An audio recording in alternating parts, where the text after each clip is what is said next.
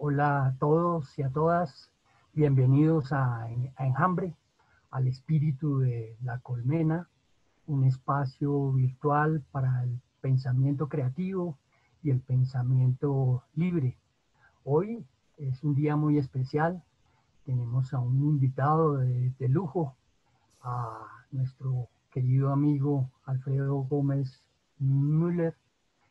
Alfredo Gómez es profesor catedrático de filosofía, ha sido profesor de la Universidad Católica de París y en la Universidad François Rabelais de Tours, en Francia, y en muchas y variadas ocasiones ha estado dictando sus seminarios de filosofía, tanto en la Universidad Javeriana como en la Santo Tomás y en la Universidad Nacional, donde no hace mucho pues estuvo dictando unas charlas sobre lo que vamos a hablar el día de hoy.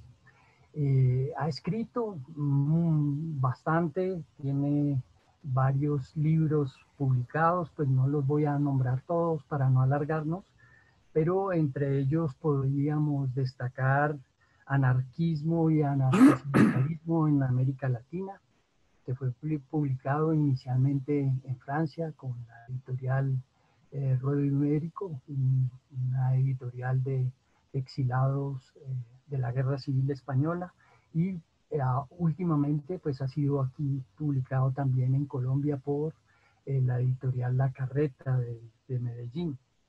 Y también le han publicado acá en Colombia otros libros de filosofía, entre los que podríamos mencionar Sartre, de la náusea al compromiso, así como Ética, Coexistencia y Sentido. Y también en España publicó Alteridad y Ética desde el descubrimiento de América, y la editorial Desde Abajo, aquí en Colombia, no hace mucho le publicó también otro texto que se llama Capitalismo y Nihilismo. Y bueno, otro dato interesante pues de la biografía académica de Alfredo es que hizo una revista de filosofía, una revista internacional que se llamó Concordia, de la cual pues él fue codirector y cofundador. Bueno, Alfredo, bienvenido pues a este espacio. Hoy queremos hablar pues del libro que nos has comentado, en el cual has venido trabajando y del cual, como decíamos antes, habías dado unas charlas en la Universidad Nacional. Este libro, pues creo que lo titulas Memorias de Utopía, y trata sobre Garcilaso de la Vega. Yo quería preguntarte en primera instancia, Alfredo, ¿cómo llegas a Garcilaso de la Vega y cuál es la lectura que estás haciendo de él? Comencé hace 25 años. Publiqué en esa época un estudio sobre el mestizaje y la figura del Inca Garcilaso me parecía en esa época, como a mucha gente, una especie de modelo del mestizaje.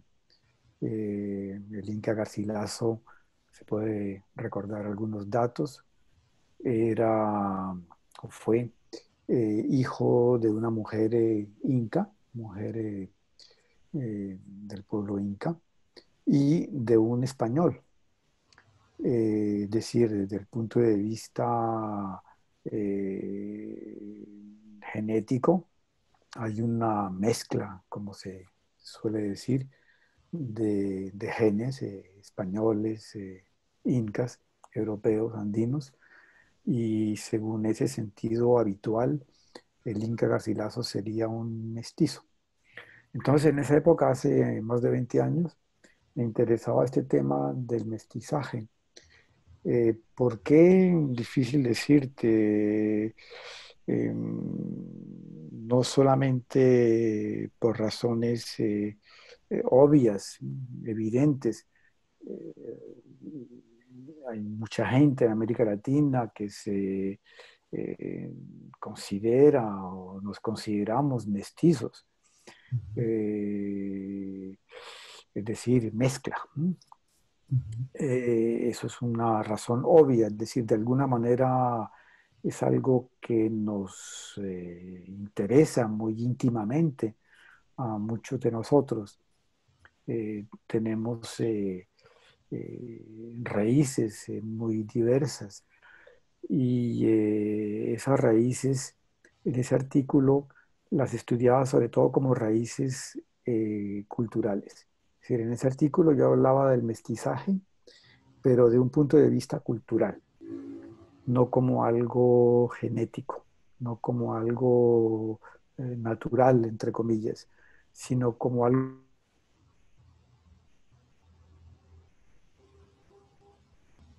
producciones simbólicas con los significados, los sentidos que produce una sociedad para orientarse en el mundo.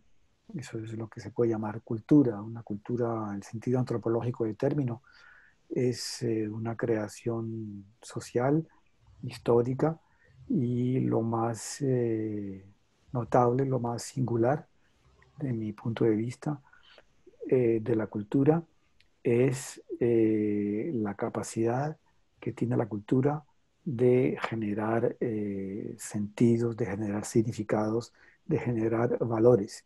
Es decir, toda una serie de recursos simbólicos, prácticos, existenciales, que son fundamentales para vivir. Bien, entonces me interesaba era eso hace 20 años, era el mestizaje cultural. Y en ese artículo, por ejemplo, exploré un tema que me parecía y me parece todavía apasionante, es la especie de síntesis que hace el Inca Garcilaso en ese libro. Su libro más importante se llama Comentarios Reales. Y publicó otros libros, pero el más importante y el que trata de los incas es Los Comentarios Reales, un libro que salió, la primera parte salió en 1609, pues al comienzo del siglo XVII. Entonces, en esa época, el Inca Garcilaso se atreve a hacer una síntesis teológica, entre comillas, muy interesante. Él dice, casi literal, el dios de los incas, tal como lo interpreta él, que eso también se puede discutir, si Pachacamac, el dios de los incas y el dios de los cristianos es el mismo, dice el Inca.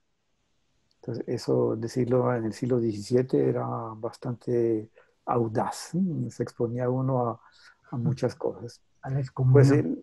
a la excomunión y a la hoguera también, ¿no? Era una herejía abierta, declarada. Pero él lo dice, ¿no? Él lo dice con su manera tan particular de decir las cosas, ¿no? Muy prudente, muy disfrazada, ¿no? Pero lo dice. Y esa frase que te digo la dice casi tal cual. Entonces, ese punto me interesó mucho y ese fue uno de los puntos que estudié. Bueno, entonces, para terminar esta pregunta que me dices, hay eso, ese aspecto que es obvio, ¿no? El hecho de que a todos nosotros, latinoamericanos, la pregunta por el mestizaje y la pregunta por la identidad es algo que nos interesa en lo más íntimo. Pero también tal vez habría otra razón más personal, es de que pues en mi propia historia de vida hay también mestizaje, entre comillas, en un sentido muy inmediato. Es decir, como Linga Garcilaso tengo también ascendencia europea y latinoamericana, es decir, nativa de América, digamos, ¿no? El Inca no era latinoamericano, ¿no? Era otra cosa. América Latina no existía en su época, ¿no? Pero era de América, digamos. Entonces, en mi caso también. Y bueno, en la vida, pues, situaciones como la mía, pues aparecen toda una serie de interrogantes muchas veces sobre quién es uno. ¿Sí? Y yo creo que eso fue también una razón que me estimuló para explorar un poco la manera como el Inca Garcilaso trataba de pensar su identidad en esa época. Bien, y pues según tengo entendido, en esos comentarios reales que hace Garcilaso de la Vega, desarrolla mucho como el sentido de la comunidad que tenían tan profundamente arraigados los incas, y habla mucho pues del buen gobierno. ¿Qué significaba para Garcilaso de la Vega el buen gobierno y qué tan jerarquizada o cómo era la composición social de los incas, como la veía Garcilaso de la Vega? Sí, a ver, en los comentarios reales hay algo que llama mucho la atención, es decir, hay muchas cosas que llaman la atención realmente cuando uno los lee atentamente, como eso que te acabo de contar sobre el dios Pachacamac, el dios de los cristianos, pero hay muchas otras cosas. Y una de ellas que es fundamental, y para mí es de las más fundamentales realmente, es su descripción de las estructuras sociales y económicas de la antigua sociedad inca, de la sociedad inca antes de la invasión europea. La descripción que él hace es una descripción muy positiva, y para él es positiva porque él encuentra en la antigua sociedad inca una forma de justicia distributiva o redistributiva que permite que todo el mundo tenga lo básico, lo necesario para vivir. Hay un capítulo de los comentarios en los cuales se encuentra como subtítulo esta expresión: no había pobres ni mendigos. Para él es algo muy importante eso. Tal vez porque precisamente él vio primero el cambio, porque él era niño cuando vivió sus primeros 20 años, hasta los 20 años vivió en Perú, lo que hoy se llama Perú, en esa época todavía no era Perú. Bueno, comenzaba a ser el virreinato del Perú, pero no es el Perú, el país que conocemos hoy en día con ese nombre, era otra cosa. Él vivió sus primeros 20 años y vio el contraste tan grande entre lo que había antes y lo que le contaban sus parientes por el lado materno y lo que veía, ¿no? Los atropellos, la injusticia, la explotación más despiadada, el sistema de los encomenderos, todo eso que todos conocemos. Entonces había eso. Por otra parte, él viaja a España y vive en España finalmente por razones difíciles de elucidar. No se sabe exactamente por qué él no pudo regresar a Perú. Se queda en España y en España es donde escribe su obra y se vuelve escritor porque él no era escritor. Y en España también él tuvo acceso a otra realidad, la realidad social, económica del reino de España, de otros reinos europeos. Él aparentemente estuvo en Italia también.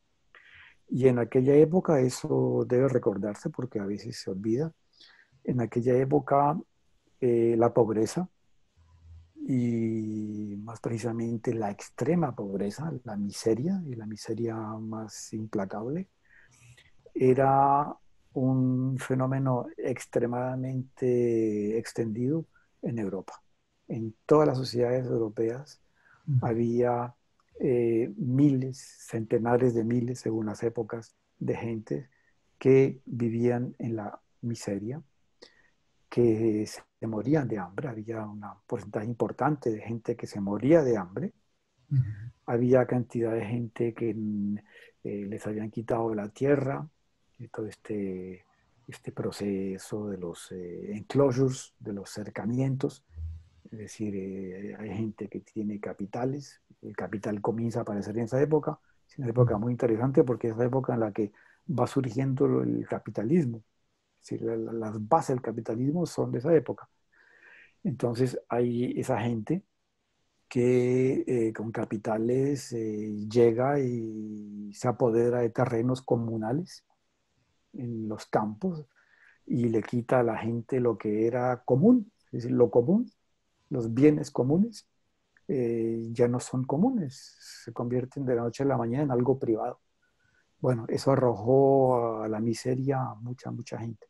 Bien, para no extenderme mucho en esto, había una situación de miseria muy grave, era una calamidad pública en Europa en toda esa época. Es decir, sobre todo desde el que se desarrolla esta nueva lógica extremadamente individualista y de acumulación de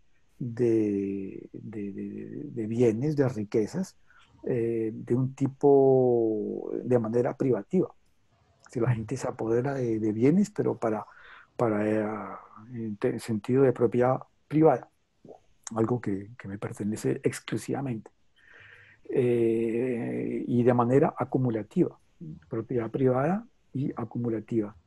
Esta característica no era algo masivo en épocas anteriores, pero se convierte en algo masivo gradualmente en este siglo XVI y ya desde el siglo anterior, pero sobre todo en el XVI, XVII, eso se va desarrollando. Entonces el Inca vio todo eso, él fue testigo de esa miseria y él se recuerda de lo que le han narrado los parientes y lo que él alcanzó a ver con los niños. Eh, y escribe. Y lo que escribe es realmente, entre líneas, es una crítica feroz del sistema europeo, del sistema económico, político, social europeo.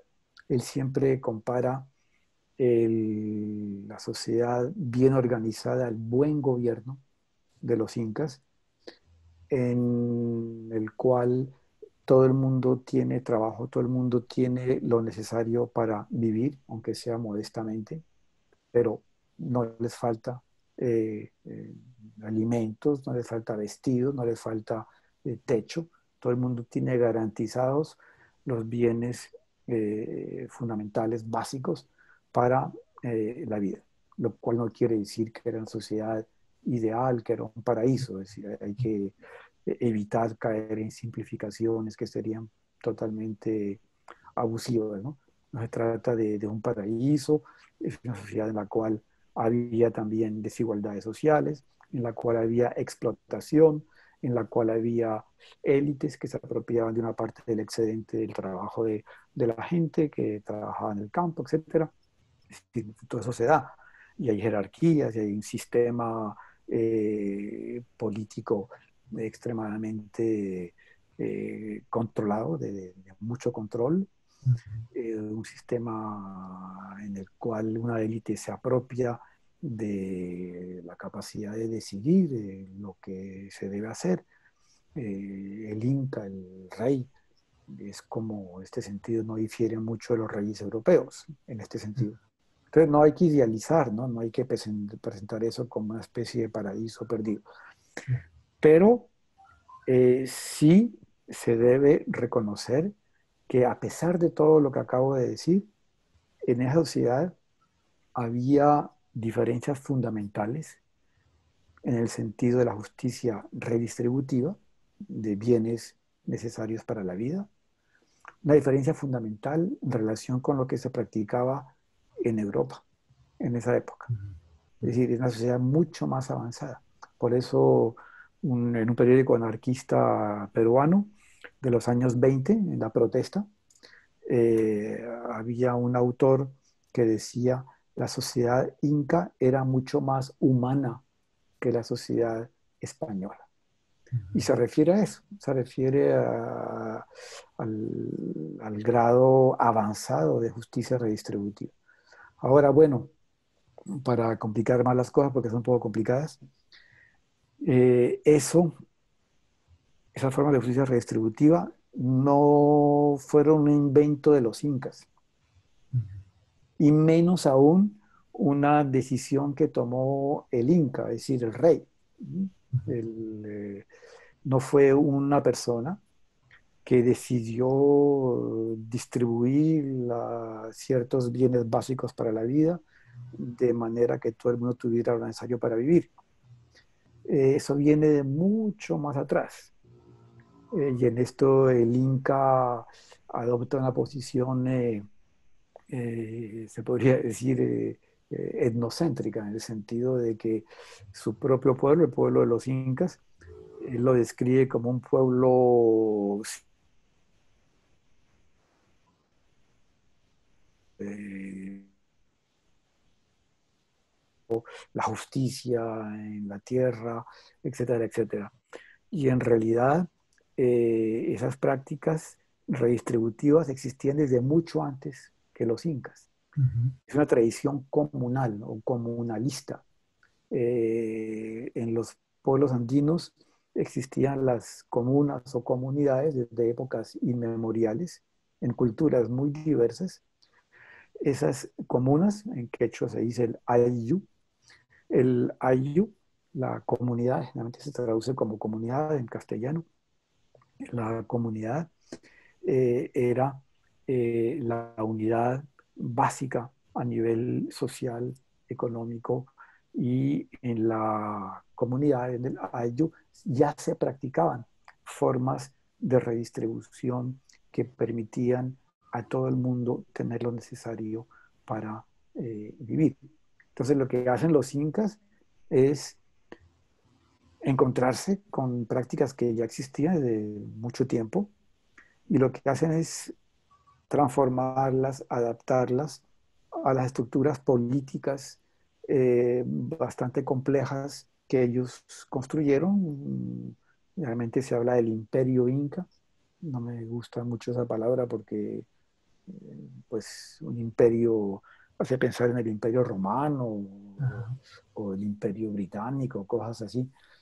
Y en realidad la realidad de eso que llaman el imperio, el Tahuantinsuyo, el imperio de los incas, era algo bastante distinto de los imperios europeos. Era una realidad sui generis, pues andina, que no puede tal vez describirse y ser nombrada con términos que pertenecen a otra historia, a la historia europea.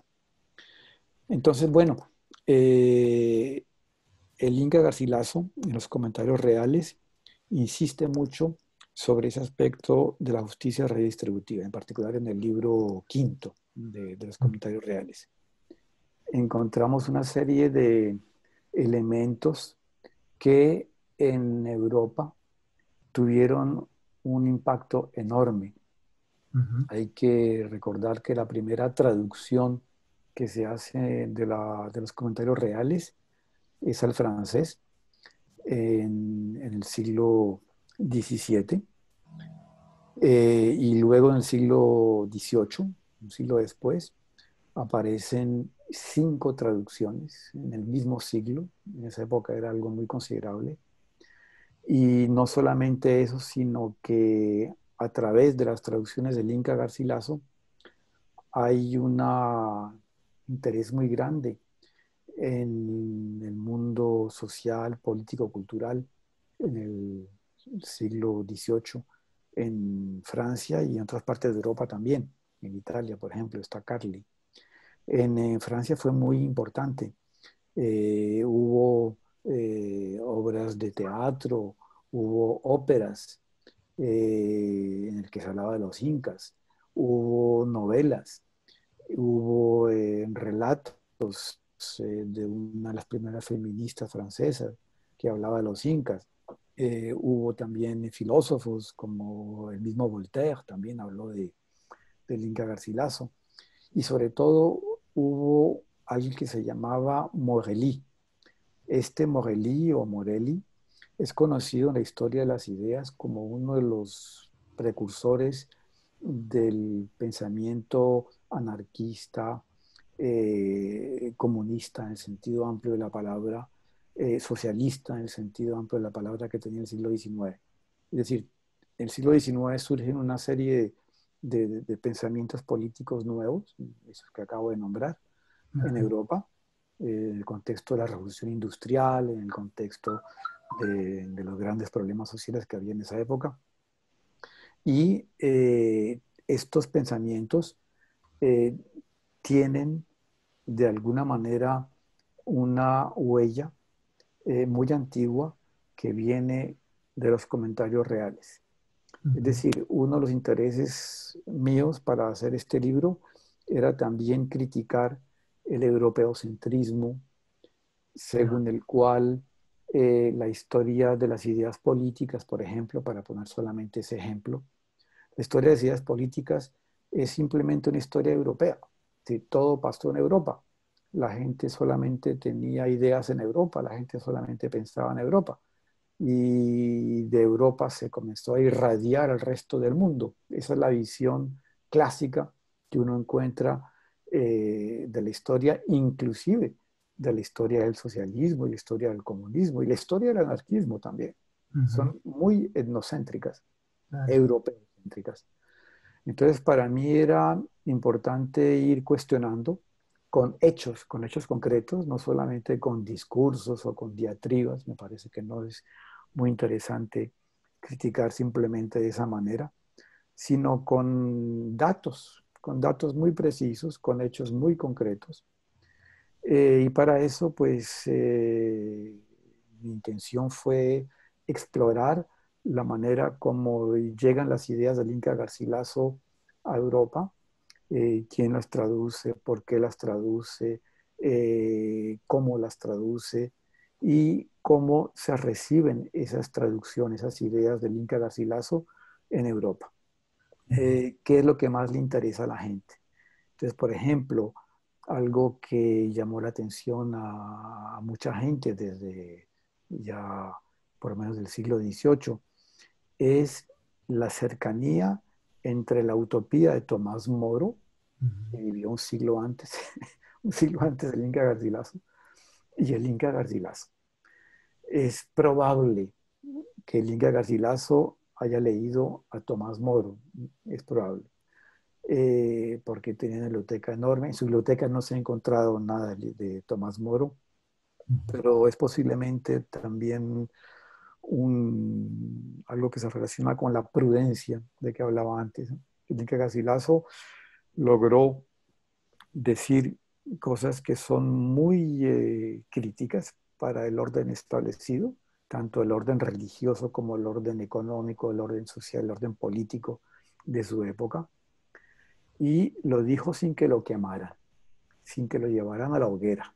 Ya. Y eso porque utilizó un lenguaje que funciona a tres, cuatro niveles, que eso toca estudiarlo realmente. Cuando uno lo lee así rápido, o hace solamente una primera lectura y superficial, pues uno encuentra cosas terribles. Uno encuentra una justificación de la invasión europea, que vinieron los europeos para civilizar y para traer el cristianismo aquí a América. Bueno, pero cuando uno lee más atentamente, uno ve que hay otros significados que son totalmente distintos Ujú. de lo que ha dicho de manera explícita. Es decir, hay un nivel de significado que es literal, que es muy público, y hay otros, porque hay también capas diferentes, eso se puede estudiar, se puede analizar.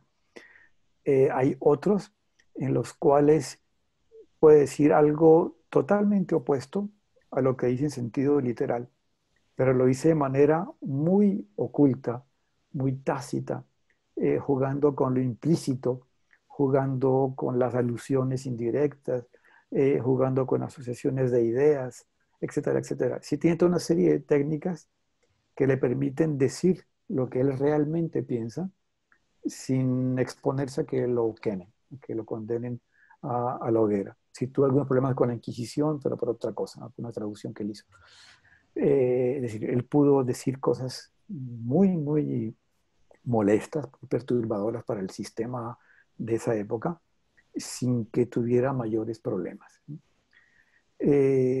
Bueno, entonces, finalmente tenemos aquí una de las raíces, no es la única, evidentemente, ¿no? Sería absurdo afirmar ese tipo de cosas, pero es una de las raíces de la renovación del pensamiento social y político en Europa, en el siglo XVIII en particular y en el siglo XIX, hasta tal punto de que el anarquismo, como las ideas socialistas o comunistas contemporáneas, tienen una deuda con toda una memoria social que remonta a la época de Garcilaso de la Vega.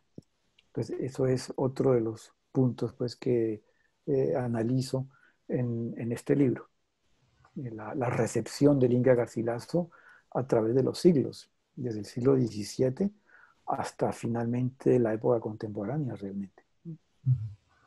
Y del lado conservador, ¿qué críticas le hacían a Garcilaso de la Vega? Cómo, ¿Cómo miraban ese libro? Pues es muy interesante también, y hay como hay una parte del libro, pero es marginal, ¿no? Porque realmente el interés principal es estudiar la memoria utópica, la memoria utópica del Inca Garcilaso, cómo ella misma se emparenta con la memoria que viene de Tomás Moro, y cómo esta memoria utópica se despliega a través del tiempo, como en el siglo XVIII, con gente como Morelli, encuentra una expresión nueva, y como en el siglo XIX y XX encuentra expresiones nuevas, por ejemplo, en el anarquismo. Había una anarquista peruana que se llamaba Angelina,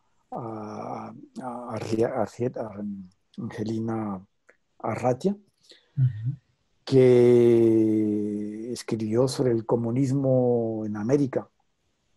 Y esta mujer anarquista y feminista, que también vivió en Chile, Angelina Ratia, ella también piensa, antes que Mariátegui, antes de que José Carlos Mariátegui, ella piensa la articulación posible entre la memoria utópica andina, transmitida por el Inca Garcilaso, y memorias utópicas europeas como el anarquismo.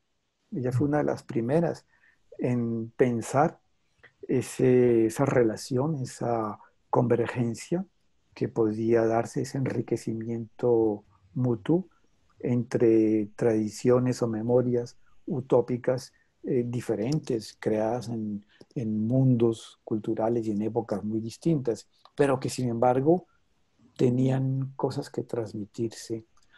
Mariátegui se inspira a eso, ¿no? Mariátegui en el lado del marxismo fue Y el pensador más original. Manuel González Prada no tocó ese aspecto, no Sí, se refirió a González Prada Garcilaso también. González también. Prada también, sí. Inclusive hay un capítulo en el libro también sobre González Prada. González Prada en su juventud fue muy garcilacista. Eh, las baladas peruanas, que son las obras de juventud, poéticas, escribió muchos versos cuando era joven. Y las baladas peruanas eh, hacen referencia permanentemente a los comentarios reales. Es más, textualmente hay por lo menos 5 o 6 citas explícitas de los comentarios reales en las baladas peruanas. Entonces, él fue muy garcilacista. Y luego cuando él viaja a Europa, González Prada, y cuando se encuentra con el pensamiento anarquista y el pensamiento libertario, en particular con alguien que sería difícil de catalogar, pero digamos filo libertario, que es Pi Margal, un español muy interesante que fue Como uno Proudhoniano, ¿no? muy prudoniano. Él tradujo a Proudhon, por ejemplo, ¿no? Y fue el presidente de la Primera República Española. Es decir, fue un hombre político que tuvo un impacto considerable pues, en su país y en su época. Entonces González Prada conoció a Pi Margall en Madrid y se hicieron amigos, se intercambiaron.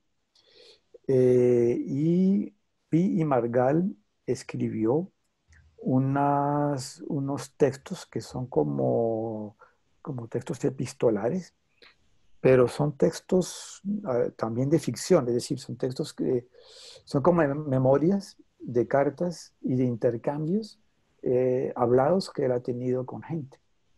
Entonces los publica en forma de cartas. Y hay varias cartas, es decir, hay varias sí, cartas entre dos personajes ficticios, Carlos y Eusebio, sobre los incas, sobre el sistema redistributivo de los incas, y que si los incas eran anarquistas, que si no eran anarquistas, que si son un modelo, que si no son un modelo. Es decir, preguntas que se planteaban en esa época anarquistas y mucha gente. Y cuando uno estudia un poco esas cartas, uno puede deducir de que uno de los personajes, Carlos, corresponde a González Prada y el otro, Eusebio, corresponde a Pi Margall. Entonces, González Prada, indudablemente, él también tuvo esa huella. Y es probable que eso haya contribuido a su profunda conciencia de la realidad indígena, que él expresó en textos muy famosos que conmovieron a la sociedad peruana, que fueron un escándalo en su época, cuando él dice, por ejemplo, que el Perú no es la costa, no es Lima, no es la capital, con sus avenidas, sus almacenes y todo eso, que eso no es el Perú.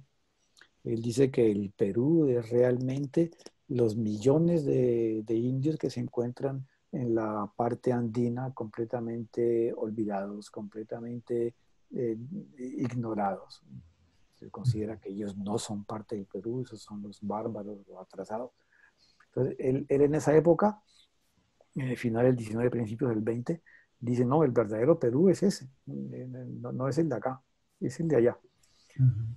Bueno, yo pienso de que hay algo de la memoria de Garcilaso, del Inca Garcilaso, en esa conciencia profunda que tenía González Prada de la realidad indígena de su país. Y eso lo llevó a tomar posiciones políticas muy de avanzada para su época, en particular sobre el problema indígena, y con una crítica tremenda de la República de los blancos, de los mestizos, entre comillas, ¿no? Que es simplemente la reproducción y a veces hasta peor todavía del sistema colonial instaurado por los españoles.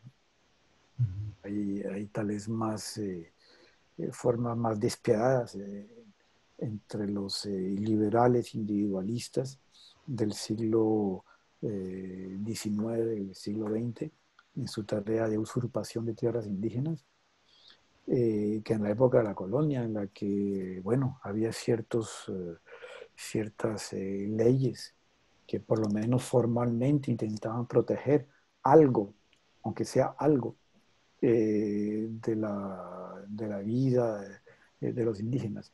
Eso desaparece con el capitalismo más salvaje, con el individualismo más despiadado, que quiere acabar con las tierras comunales, con los ayllus, para distribuirle parcelas a la gente.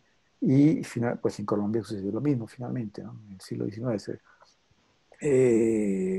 con la ley agraria final del XIX, que es simplemente un dispositivo para que las tierras que eran del común y tierras también que pertenecían a comunidades indígenas fueran apropiadas por parte de gente con mucho capital, con mucha riqueza. Y lo mismo sucedió en toda América Latina, en México también, en todas partes. Es la misma historia, es la historia latinoamericana. Entonces sí, González Prada, pues evidentemente tiene que ver con eso. ¿Y qué referentes conceptuales, filosóficos utilizaste para abordar pues ese nuevo trabajo en el que estás Mm. elaborando? Pues depende de los temas y depende de las cuestiones o de los problemas. Por ejemplo, para algo que es central, que es lo de la memoria. Ujú, Es decir, el libro se llama Memorias de Utopía. Para el tema de la memoria y de la utopía, te podría citar dos autores principales, ¿no? ujú, Para el tema de la utopía sería Karl Mannheim, el sociólogo y filósofo alemán, fundador de la sociología, sociología del conocimiento, uno de los fundadores de la sociología del conocimiento, que escribió en 1929 una obra importante, su obra más importante, que se titula Ideología y Utopía. Y ujú. ahí desarrolla el concepto de utopía. Entonces, bueno, sería un poco largo desarrollar tal vez aquí lo que él entiende por utopía y de qué manera me pareció a mí una herramienta válida para este trabajo. Digamos, simplemente de manera muy sintética, tomo de utopía, del concepto de utopía de Mannheim, la idea de creación crítica, de potencia crítica. En toda sociedad hay momentos, sobre todo momentos de crisis, momentos en que no se puede seguir viviendo como se vivía antes. Estos momentos de crisis, las sociedades generan potencialidades críticas que Mannheim llama utópicas. La utopía es una capacidad de ruptura, digamos. Bueno, entonces eso por ese lado encuentro una herramienta muy importante para apoyarme. Y por el lado de la memoria, memoria utópica, me interesa mucho Thompson, el historiador inglés, Edward Palmer Thompson, el que escribió ese libro muy bello, una maravilla de libro. Para mí es uno de los libros más hermosos y más profundos que se ha escrito, y es un historiador el que lo hace, no es un filósofo, que se llama la formación de la clase obrera inglesa o en Inglaterra. Thompson desarrolla el concepto de economía moral.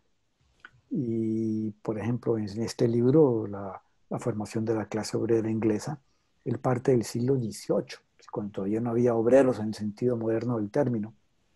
Pero él encuentra en esa época toda una serie de datos que van prefigurando lo que sería la cultura obrera del siglo XIX.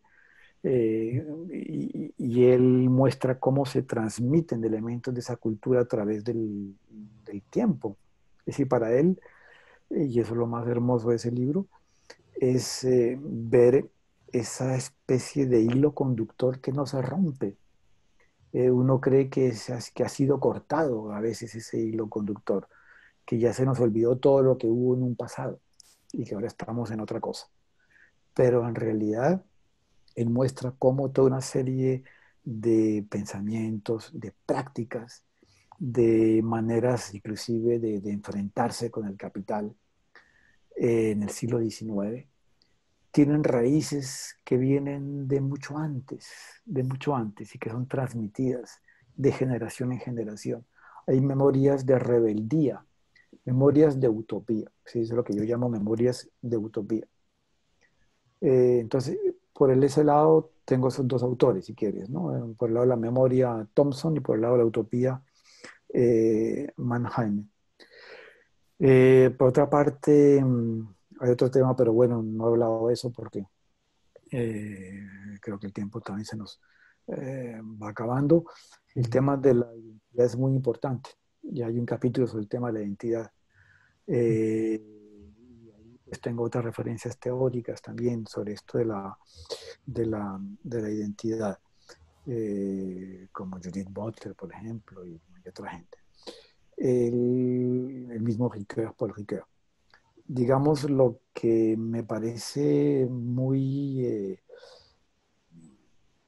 es casi espectacular, es observar que en un autor que vivió en el siglo XVI y primeros años del siglo XVII, el Inca Garcilaso, como en ese autor se encuentra una concepción de la identidad extremadamente moderna, contemporánea. Él se dijo siempre el indio, y en los comentarios reales permanentemente recalca, yo soy indio. Es decir, él no se dice mestizo. En la historia, cuando uno lee cualquier libro de historia, de América Latina o de la cultura, uno ve que al Inca Garcilaso le dicen el mestizo. Perú, el fundador de la patria, él es el primer mestizo, el primer peruano. Eh, Hay un argentino, Rojas, que dice el primer latinoamericano, ¿vale? Porque parten de la idea de que ser latinoamericano es ser mestizo, lo cual es bastante problemático por muchas razones. Pero bueno, sin entrar en esas razones, lo que me llama la atención en el estudio sobre el Inca Garcilaso en particular es observar que este señor que hubiera podido decirse mestizo en esa época socialmente, hubiera tenido sin duda más puertas abiertas, declarándose mestizo y sobre todo mestizo al derecho, es decir, mestizo españolizado. Es una expresión de, claro, que siempre me ha recordado nuestra amiga Silvia Rivera Cusicanqui. Habla de los mestizos al revés y los mestizos al derecho. Son expresiones chilenas y latinoamericanas. El mestizo al revés es el mestizo indianizado, por ejemplo. Y el mestizo al derecho es el buen mestizo, es el mestizo españolizado que ha olvidado pues todo lo indígena, o lo indígena es algo folclórico. Yeah. Y cuando se dice que en América Latina somos mestizos, el discurso es la ideología esa dominante, y somos mestizos todos, se utiliza la palabra mestizo en el sentido del mestizo al derecho. Es decir, somos mestizos al derecho. Bueno, sí, hay algo indígena, nos gusta el picante en la comida, o nos gusta ciertos ritmos. ¿No? Bueno, es algo finalmente muy folclórico. Yeah. Pues bueno, el Inca Garcilaso en su época hubiera podido fácilmente construirse como mestizo y mestizo al derecho, reivindicar su ascendencia española. Mi padre era capitán, el capitán Garcilaso, etc. Y socialmente hubiera sin duda podido obtener ciertas posiciones sociales. Pero él no, él nunca, nunca, nunca, nunca quiso afirmarse mestizo. Bueno, hay solamente una declaración en todos los comentarios reales en los cuales dice soy mestizo, pero eso en un contexto polémico en el cual lo que él está diciendo, lo que él está reivindicando cuando dice soy mestizo, es reivindicando lo indio, su parte indígena. Eso del análisis lo permite mostrar. De resto, permanentemente, casi cada 2, 3 páginas, dice yo que soy indio, yo soy indio, soy indio, soy indio, soy indio. Es decir, en esa época, él entiende la identidad como algo que no es simplemente biológico, no es un fenómeno natural, entre comillas, no es un determinismo, no es porque uno tiene padres o madres de culturas diferentes o de etnias diferentes que uno es mestizo, o que uno es indio, que uno se autoidentifica de tal o tal manera. Es todo un proyecto, es un proyecto de vida, es una visión del mundo, es una manera de entender la vida, el sentido de las cosas, el sentido del mundo. Y él lo entiende como indio. Y por eso permanentemente dice, soy indio. Entonces, eso en las historias de la cultura y de las ideas en América Latina, todo eso se oculta. Se dice que Inge Garcilaso es un mestizo. Es más, es un traidor, a otros dicen que es un traidor porque se volvió español. Bueno, eso es absurdo realmente. Basta con leerlo. Dice, soy indio permanentemente. ¿Y por qué dice que soy indio? Bueno, esa es una de las tesis que desarrollo en el libro.